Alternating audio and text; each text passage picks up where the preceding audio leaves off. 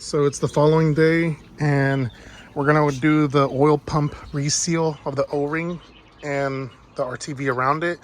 So in order to do that, we have to turn the engine over, and with that we have to remove the exhaust manifold, which is all these bolts and nuts right here, the bracket, and it should come off. And then we're gonna go ahead and buzz off the bolts on the oil pan as well.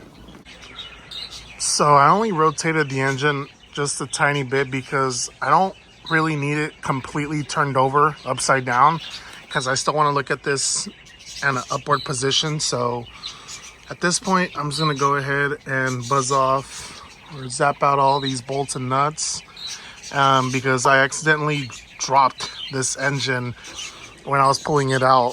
Funny story, the chain I used, that chain, one of the links I guess was cut and I didn't realize that, so it just snapped.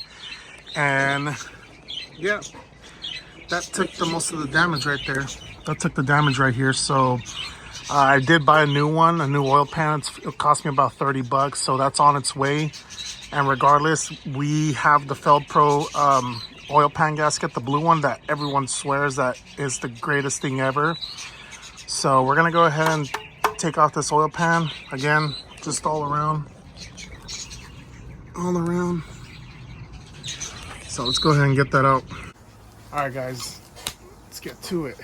So we're gonna remove the oil pump here, and that involves removing the oil pan, because this oil pump right here separates itself from the block, and it's part of where the oil pan mounts to. So in order to remove the oil pump first, we had to remove the oil pickup tube, which you got two nuts right here to follow me. Two nuts right here, and we got 1, 2. So then we got 2 bolts, one right here, and then one right here. So let's go ahead and get those out.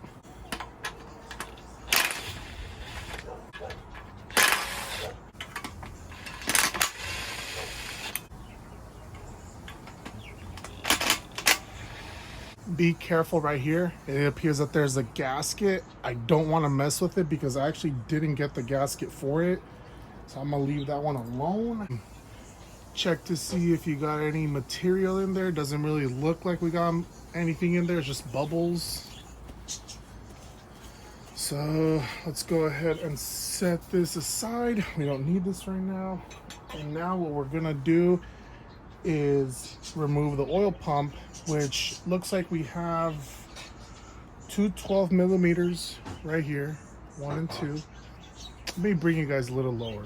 So we got two 12 millimeters right here, and then we have 1, 2, 3, 4 10 millimeters maybe. So let's go ahead and get those 10 millimeters off. Make sure they aren't ones longer than the other ones. So it looks like they're all the same length. I'm not trying to go too crazy on it because I don't know if this is gonna drop.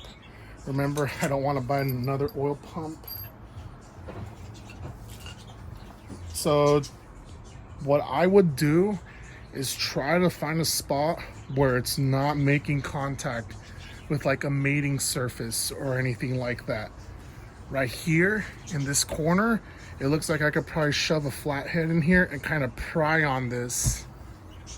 I could probably put a flathead right here and pry on it. You guys can see where it's at. So let me go ahead and double check, make sure we don't got any bolts anymore. It doesn't seem like it. Doesn't seem like it, so I guess the RTV is the only thing holding it. So let's be gentle. It's coming off. My leg is shaking right now. And then we're gonna come over here to the other pry point. Okay, be very, very careful. Don't drop this. And there's our oil pump, guys. And this is the O-ring right here that we're gonna replace. This is the one that leaks all the time. Our O-ring doesn't look too bad. But again, if I'm already here, I might as well replace it. So let's go ahead and clean this up a bit. I really hope that not replacing this gasket right here doesn't really affect anything, but I think we should be fine. Oh crap, oh crap. Get all that oil out. So you guys can see I already cleaned it up. It doesn't have to be spotless, but I kind of just got some brake clean and just started wiping it down and started to dissolve it a bit. So I got a Scotch-Brite pad all around the mating surface of the oil pump, and kind of did the same to the oil pump itself. Cleaned it all off. It's not going to be perfect. I'm not looking for that, but yeah. So also make sure this is at the top side, the indentation like that, and that on the lower side. And now we're going to, what I think I'm gonna do is I think I'm gonna put the RTV on this side, and then I'm gonna dab a little bit right here so that the O-ring stays in place. Don't want to put a lot because with just the O-ring is enough, but I just want to put it just so it can stay in place, so when I put it back on, it doesn't fall off. I didn't show you guys, but the O-ring really flat, but it wasn't leaking from there. Here's the part number for that O-ring if you guys need it.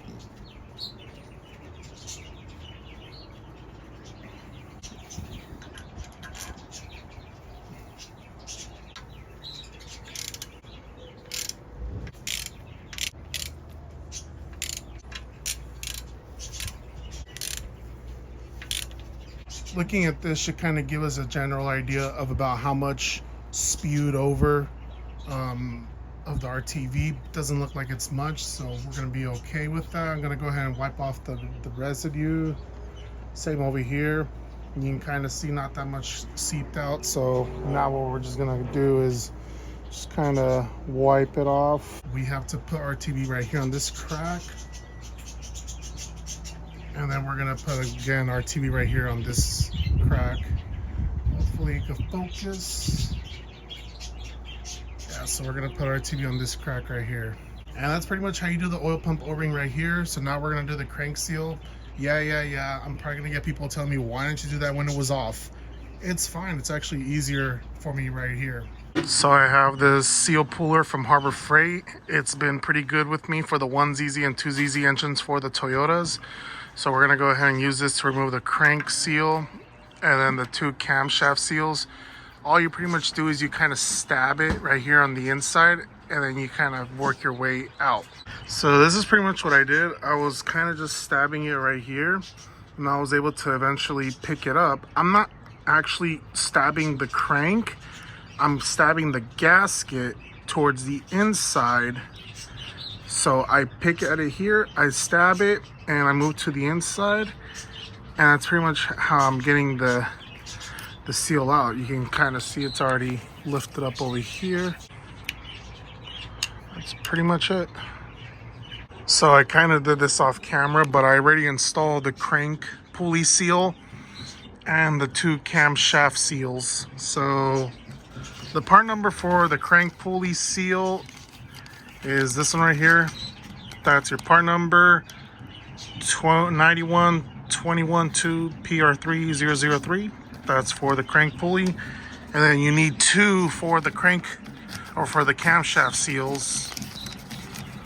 So there's the part number for the crank or the cam shaft seals, 91203 PFB013, which is these guys right here. And this one, what I kind of did was I just got the old seal. So at first I kind of worked this in, and I got the old seal and I kind of put it over it, and with that I was lightly tapping just around to kind of to kind of seat it correctly. So that one's seated. You kind of want to match the aluminum right here. They kind of want to be the same. Same goes over here with these. Actually, these were a little bit easier, and with that I kind of made it go a little bit lower than what I wanted to, but I think it should be fine. Shouldn't be too much of an issue. But I ended up getting a 32 millimeter socket, and it's like the perfect size to go over it. So I was just lightly tapping this with a hammer, and I got those seated. This one's seated perfectly. This one, it's a little bit low. I could kind of feel the lip right here of the aluminum, but I think it should be fine. It shouldn't be an issue because it's still a full sealed circle. So with that, we're pretty much done with the seals and whatnot. So I feel like I should be able to put the covers back on, especially the one right here. So let's go ahead and do that. Covers back on. Now we're gonna go ahead and put the cam pulleys, but make sure you have your dowel pins, I guess that's what they're called, back on. So make sure they didn't fall when you kind of moved your engine a bit. So now I'm gonna go ahead and kind of piece together the timing belt system. So now I'm gonna go ahead and I guess install my idler, my tensioner pulley. So here's a new one, Koyo.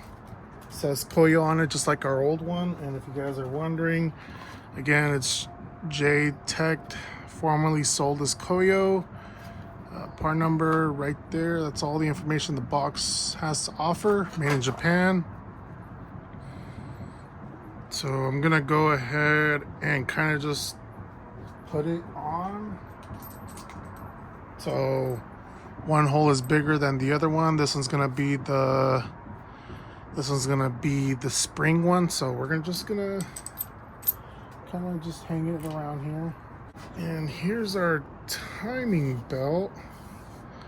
Usually some timing belts have marks on them, but it looks like this one doesn't. Like the one for the Camry engine, the V6, it had marks on them, so you kind of follow the lines here and here, but doesn't seem like that's the case here. So we're kind of just gonna throw it on and just adjust the cams to where they have to be. So gonna put this on. Hopefully that's okay. So I threw on the timing belt. It is a little bit tricky, but basically what I did is I wrapped it first around the crank pulley, and I wrapped it up against this camshaft pulley, and then I routed it against the idler, the tensioner pulley, and then around the water pump, and then you basically have this cam left. So your belt's like kind of like this. So what I did was basically what's going to happen is as you pull this belt, the tensioner is going to pull up. It's going to go this way because you're pulling on the belt. So that allows you to kind of bring the belt over this sprocket, if that makes sense. So again, get this one, this sprocket, this one, this one, and this one. Get the belt around those four, and this is going to be your last one where you put the belt over like that. So once we did that, then let me find my flathead. So once we did that, then I got my flathead right here, and I kind of brought the tension up. You can see my whole belt is kind of coming in, compressing itself. So you don't want it too crazy tight, just bring it up a little bit, and as you're holding it, tighten this bolt. And then once you tighten this bolt, then your whole belt should have tension. So then once we did that, then we're gonna rotate the engine 2 times, and we're gonna verify that our timing marks are within the specs. So let me go ahead and do that. So that's pretty much it. I'm pretty much done. I set the timing correctly for the engine. You can see, let me see if I can raise this up real quick. So up, up, and then we have our 2 lines. But anyways, up, up, and if we come down here, the line right there. So this is already set. Timing belt's installed. Tensioner is installed. And I do have enough belt tension. Don't want to do it that much because you don't want it to be a guitar, because you put tension on the cams downwards and all the bearings, yada, yada, yada. Bad thing. And then another thing I just did, just to end the video, I replaced the thermostat. Here it is. I don't know if it's been replaced. I don't know if I replaced this actually when I first bought this engine. I might have, but I don't know, man. This gasket looks a little crusty for it to be new. But anyways, part numbers for that thermostat, AISIN, of course. That's the part number, and then the gasket itself. And there you have it. So there you have it, folks. This is the end for timing belt components on the engine. So I got the Felpro oil pan gasket. This is the one that everyone swears by. Make sure it has the T at the end. Apparently it's supposed to come with a little tube of RTV, but mine didn't. So I don't know if this was resealed at some point, because see, if you see right here, it comes with RTV black too, but I don't see it anywhere. And if I run my finger down here, I don't feel a tube. And I didn't see this on anyone else's video as well.